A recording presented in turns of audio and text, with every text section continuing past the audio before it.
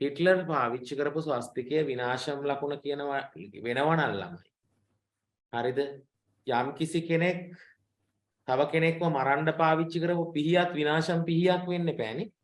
මල මගුලක් නෙදීයනේ. ඈ යම් ශක්තියක් යම් කිසි කෙනෙකුට යොදාගෙන මේකට ධනාත්මක දෙයක් කරන්නත් පුළුවන් වෙනත් දෙයක් කරන්නත් පුළුවන්. එහෙමනේ නේද? දැන් කෙනෙකුට ගහලා මැරුවොත් පොල්ලකින් ඒ පොල්ල විනාශම් පොල්ලක් වෙනවද? මේ දින වැරදි මත මම කියන්නේ. හිට්ලර් ගත්තු ස්වස්තිකය නිවැරදි. එයා දක්ෂිණාවෘතයක තමයි ගත්තේ. හැබැයි එයා ගත්තු ස්වස්තිකය එයා මෙතෙන්ද ගහනකොට මොකද වුනේ? මෙතෙන්ට ගහනකොට අංශක 45ක් රොටේට් කළා. අන්නේ රොටේට් කිරීම මත ඒ ස්වස්තිකයේ බලය අඩු වුණා. ඒකයි උනේ. ස්වස්තිකයේ පූර්ණ බලය යට ආවේ නැහැ. ඔන්න ඔය නිසා තමයි ඔයගොල්ලන්ට කියන්නේ මොකද්ද? රොටේෂන් ඉඩමක් තෝරගන්න එපා කියලා. රොටේට් වෙනකොට එනර්ජි එක අඩු වෙනවා. ගොඩක් අඩු වෙනවා.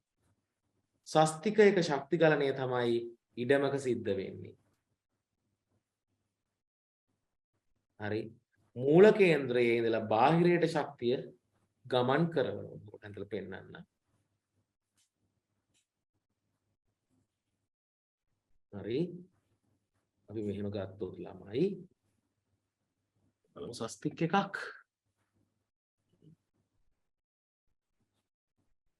ගොඩක් අපි නේද අපි අද කළා තියාගන්න එක වටිනවනේ.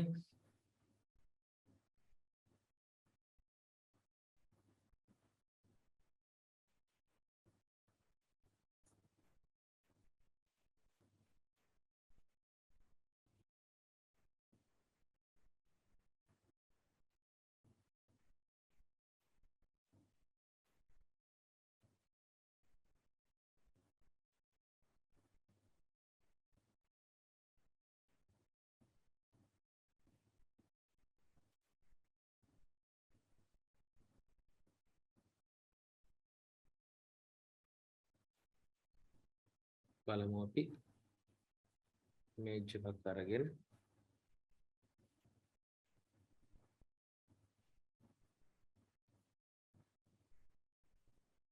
තියෙන ළමයි මේක හරි පොසිටිව් නෙගටිව්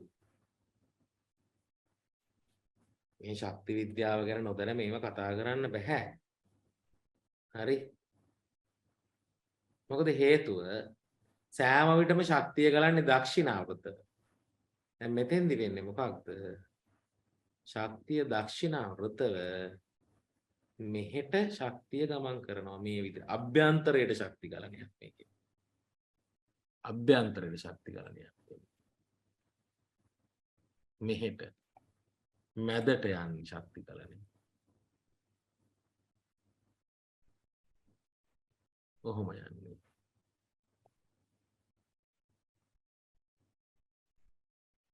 හරි.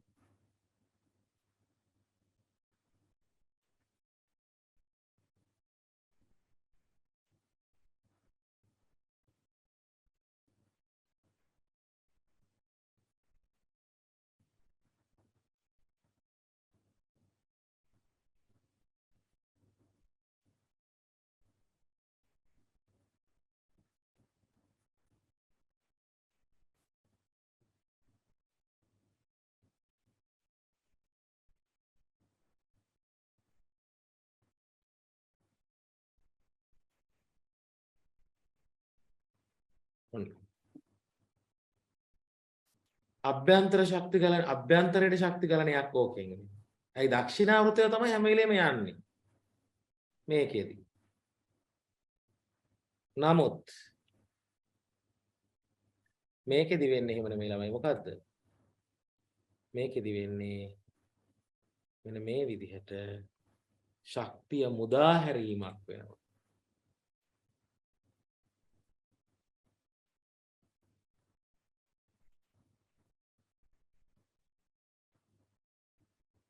හරි.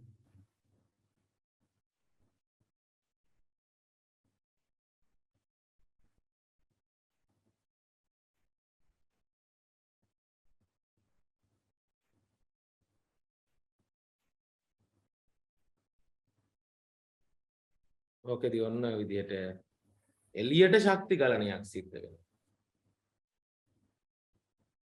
ඒකයි පොසිටිව් කියන්නේ.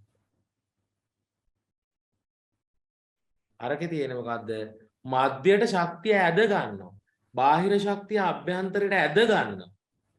මේකෙදි වෙන්නේ ශක්තියක් ක්‍රියේට් කරලා එළියට දෙනවා. හරි. හැබැයි ඒ අදාළ පුද්ගලයා ළමයි මෙන්න මේ ස්වස්තිකය තමයි නිවැරදි කියලා යා තරුපතියකටද කොහෙද එක දිගට ලිව්වා. එක දිගට ලිව්වා මෙන්න මේ ස්වස්තිකය නිවැරදි කියලා. අන්තිමට කියා ගන්න වචනයක් නැහැ. කියා ගන්න දෙයක් නැහැ. එයා මොකද කරේ? ගෙවල් වල ගණදෙවි පිළිම තියන්නත් එපයි කිව්වා. ඒකේ තියෙන්නේ විනාශම් ලකුණු කියලා. ඇයි මෙහෙම අපරාධ කරන්නේ කියලා හිතෙනවා. ඒක බලාගෙන සමහරු ඒ ස්වස්තිකය ගහන්න පුරුදු වුණා ගෙවල් වල පොසිටිව් නෙගටිව් එක. හැබැයි මේක පාවිච්චි කරන තැන් තියෙනවා මොනවටද? ළමයි අපේ යන්ත්‍ර ක්‍රමයේදීත් මේක පාවිච්චි කරනවා. යන්ත්‍ර ක්‍රමයේ නෙගටිව් එනර්ජි එක. නෑ ළමයි නෙගටිව් නෙවෙයි. යන්ත්‍ර ක්‍රමයේ පාවිච්චි කරනවා මෙන්න මෙහෙම කතන්දරයකට. මෙන්න මේ විදිහේ ශක්තිය අභ්‍යන්තරයට ගෙනහිල්ලා ළමයි යම් ශක්ති ප්‍රභවයකින් මොකද කරන්නේ? මෙන්න මේ ශක්තිය නැවත ඇදන් එනවා එළියට. හරි. මෙතන ඇදන් එනවා. යන්ත්‍ර පාඨමාලාව අපේ කරපු අය ඉන්නවනම් මොන තේරෙයි. මෙතන ඇදන් එනවා. ඇදන් ආවට පස්සේ මේ යන්ත්‍රයට දීලා තියෙන ශක්තිය ඒකෙන් ගැලවිලා යන්නේ ඒකට තද වෙලා හිටිනවා අභ්‍යන්තරයට මේ මධ්‍ය ලක්ෂයට ඇද ගැනීමේ බලය නිසා. මේ මධ්‍ය ලක්ෂයට ඇද ගැනීමේ බලය පාවිච්චි කරලා තියෙනවා යන්ත්‍ර සකස් කිරීමේදී. හරි මේක මෙහෙම කොට ඔයගොල්ලන්ට තේරෙන්න පුළුවන්. නිකන් උඩින් පොඩ්ඩක් දීුවේ කොහොමද කියලා. මේක ශක්ති විද්‍යාත්මක පාඩම. එච්චර දැනුම අවශ්‍ය නැහැ ඔයගොල්ලන්ට වාස්තු කරන්න. හරි? නමුත් මේක මම කිව්වේ ඒ කරපු දේ. හරි? ඉතින් එහෙම දේවල් තියෙනවා. සමහරව පුවත්පත් බලලා ලිපි බලලා නේද ඉගෙන ගන්න අය ඉන්නෝද හරි පව් ඒගොල්ලෝ. නේද? නිවැරදි දැනුම නැතුව කොහොම තමයි සමහරව. මම නොදන්න දේ එක්ක නොකිය ඉන්න ඕනේ.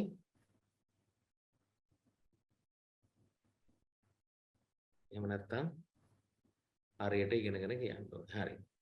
ඒක මම කියන්න හැදුවේ වෙන මොකුත් නෙවෙයි. මෙන්න ළමයි ශක්ති ගලණය දක්ෂිනාවෘතවයි. ඔරලෝසුවේ කටු කරගෙන පැත්තටයි යන්නේ.